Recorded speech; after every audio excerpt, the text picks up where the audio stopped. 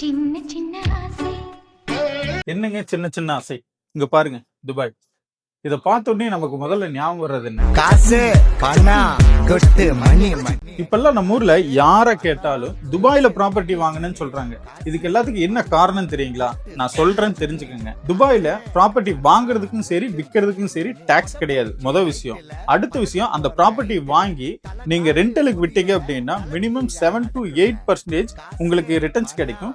Same time பாத்தீங்க அப்படின்னா ஒரு 2 to 3 இயர்ஸ் கழிச்சு அந்த ப்ராப்பர்ட்டியை சேல் பண்றீங்க அப்படின்னா 200 to 300% வந்து உங்களுக்கு அப்ரிசியேஷன் கிடைக்கும். நம்ம ஊர்ல எல்லாம் ஒரு ப்ராப்பர்ட்டி வாங்குறோம் அப்படின்னா லோனுக்காக பேங்க் வாசல்ல போய் நிற்போம். பட் இங்க வந்துட்டு அந்த டெவலப்பர்ஸே லோன் கொடுப்பாங்க வித் 0% இன்ட்ரெஸ்ட்ல. சேம் டைம் பாத்தீங்க அப்படின்னா நம்ம பேமெண்ட் நம்ம ஊர்ல எல்லாம் வந்துட்டு லேண்ட் ஓனரு தேர்ட் பார்ட்டி கையில பேமெண்ட் பண்ணுவோம். பட் இங்க அப்படி கிடையாது.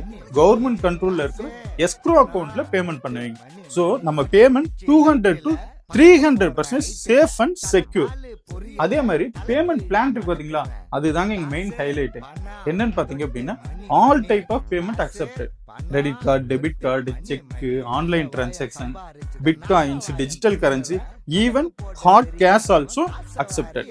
இது போல துபாய் ரியல் எஸ்டேட் பத்தி ஏதாவது டவுட் இருந்துச்சுன்னா என்னை கான்டாக்ட் பண்ணுங்க. நான் உங்களுக்கு ஃப்ரீயா கைட் பண்றேன்.